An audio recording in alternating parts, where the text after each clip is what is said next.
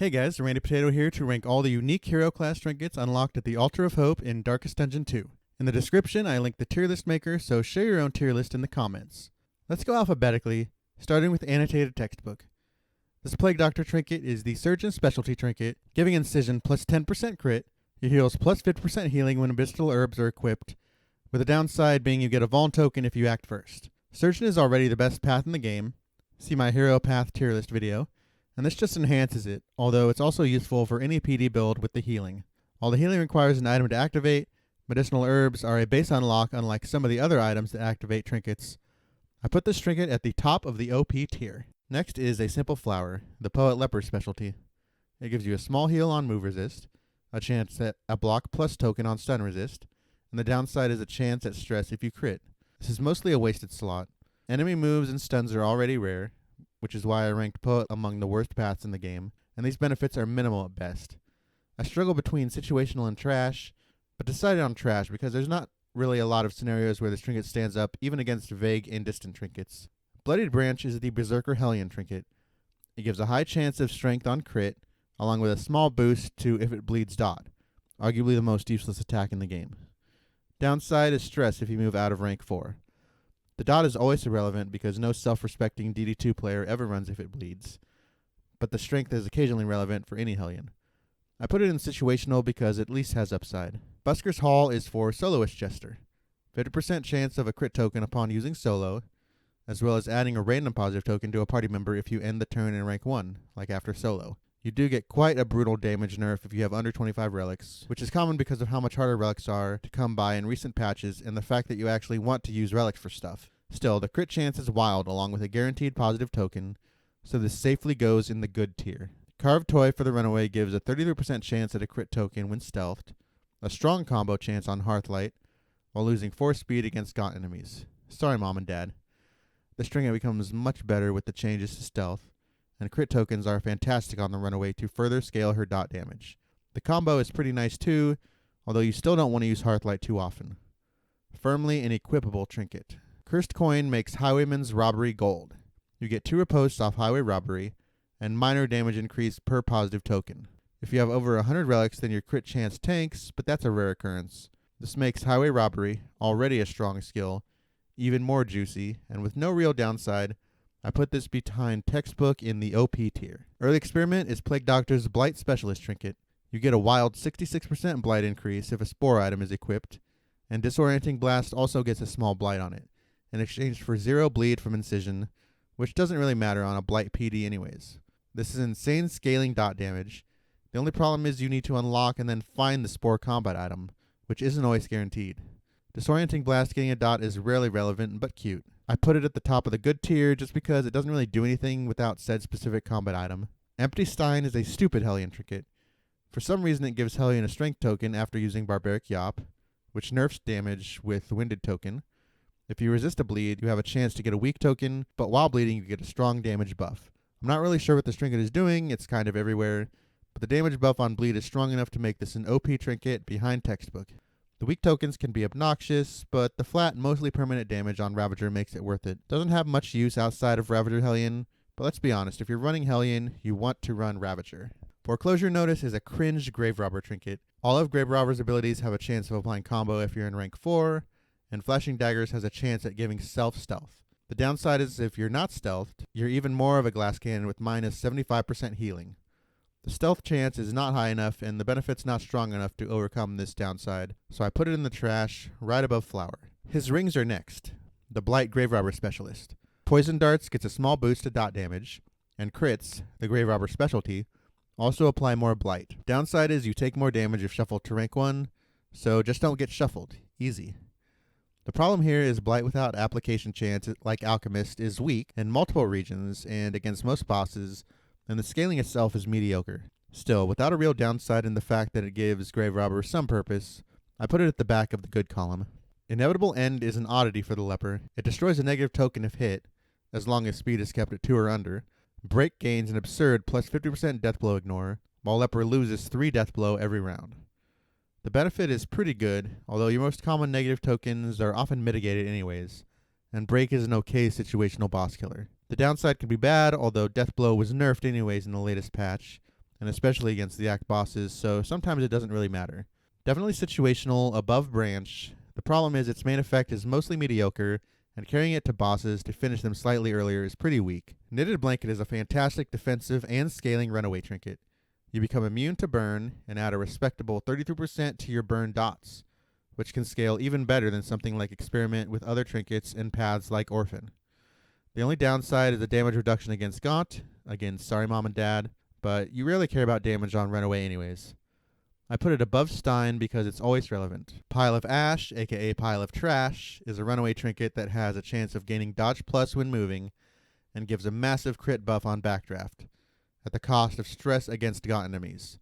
Maybe you shouldn't have burnt your parents alive. This just doesn't synergize at all with any runaway build I find compelling, but despite the nickname, it's okay enough to be a situational usage if for some reason you have nothing better to do or you're desperately trying to impress the Discord or Reddit with a backdraft build. Better than Branch. Price of Pride is a man-at-arms trinket that allows you to gain a block plus token 33% of the time when you get hit, and also adds a small stun component on Bellow. Downside is self-blind if first in round, which is usually fine with how slow the man-at-arms is. This is a fantastic tank trinket that also gives a decent upside to Bellow. It doesn't quite do enough for the OP category, so I put it in the top of the good tier. Rat Skull for the Highwayman gives a 66% chance of a crit token if the Highwayman acts first in round. It also immobilizes you sometimes on Duelist Advance, with the downside being healing is nerfed against animals. This trinket has an absurd upside, and with certain trinkets and items you can consistently trigger the effect. The downside is major, but only in certain areas and not against the boss. I put it right behind Textbook because the effects are somewhat less consistent. Rotten Tomato is another senseless Hellion trinket. Main component is 25% damage while in rank 2, while Death Blow is gutted in rank 1. It also has combo chance on Breakthrough, but nobody actually cares about Breakthrough. This trinket looks okay on paper if you don't actually think about it. The problem is picking Ravager is just better than picking this garbage up. Best case scenario is you combine this and the Immobilize trophy, then you're just Ravager without the HP and without Iron Swan.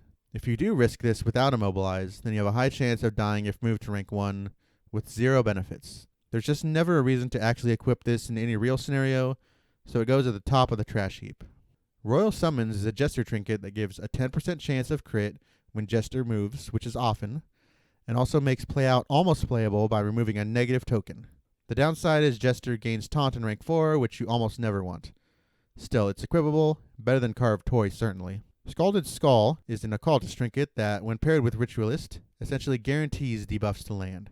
It offers an additional 25% debuff chance, with the downside that unchecked power can burn your allies. This doesn't usually matter since you don't generate unchecked power with this path. It also gives a big healing boost if you have dead allies, which also rarely matters, but is cute. It's relevant in most comps, and I feel comfortable putting it at the top of the good category. Seeing Sphere is the Warlock Occultist trinket, turning Vuln tokens you generate into unchecked power for more Burning Stars action. It also lets your pole apply a negative token to the target. Downside is when you're moved you get a chance at a negative token, but this trinket is incredible even though it only really interacts with one occultist build. It sneaks into the OP category at the end because its pull is at least universally usable. Severed Finger is quite good in the right build. Slice Off does more bleed, and the Jester does more damage to bleeding targets. You do take more bleed, which is situationally bad, especially with Jester HP. Bleed Jester isn't my favorite build, but this is an extremely powerful trinket that goes in the good category, behind Hall probably. The Shambler's Eye is an interesting occultist trinket that gives an extra 10% damage for each point of stress you have, while nerfing your healing by the same amount. It also gives Binding Shadows, crits, and Empower, which is meh. This has insane potential, but is pretty inconsistent, and sitting at high stress has a lot of additional negative effects. Still, this trinket is at its strongest against the boss, where you don't really care about stress anymore and can give your nuke even more power. It's still pretty good sitting at a more comfortable 3 to 4 stress, so I put it in the OP tier above Stein.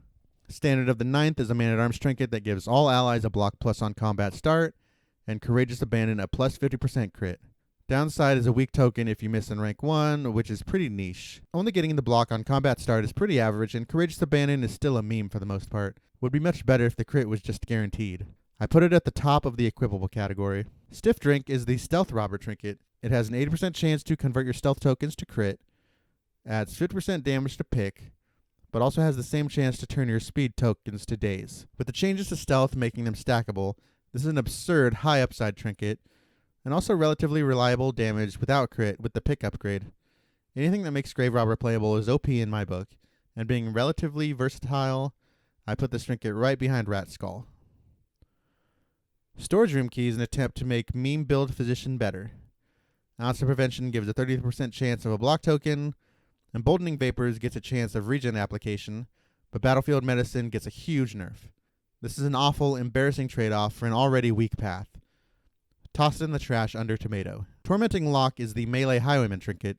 You get an incredible 15% crit on melee, extra bleed on open vein, but the only downside being potential stress on range attacks, which you don't want to use anyways. This is quite strong overall. The problem is that melee highwayman is just always a worse choice than a ranged or diverse build, so you'll often find this trinket unusable. So I'll begrudgingly put it at the top of the situational category. Uncommon Seashell is a weird type of tank leper trinket. It gives Intimidate a combo token, and you take 10% less damage for each negative token you have, with a downside of taking additional damage if bleeding. The damage reduction can be huge, and the free combo is pretty strong with a mostly negligible downside. I put it at the back of the good category. Undeserved Commendation is quite deserving of its OP status. This Man-at-Arms trinket gives a high chance of applying a crit token on command, a huge HP boost in rank 2, with a downside of stress if moving from rank 1. You want to find a way to plant yourself in 2, but otherwise this is amazing. With the variety of blinds, especially from the Act 2 boss, command is an invaluable tool, and this makes it even better. Assuming you can plant yourself in rank 2, the HP boost adds to the Man-at-Arms' already considerable tanking talents. I put it right behind Stiff Drink. Thank you all for watching. Like and subscribe for more Darkest Dungeon 2 content. I upload videos every day. And let me know in the comments your thoughts on this tier list for Darkest Dungeon 2.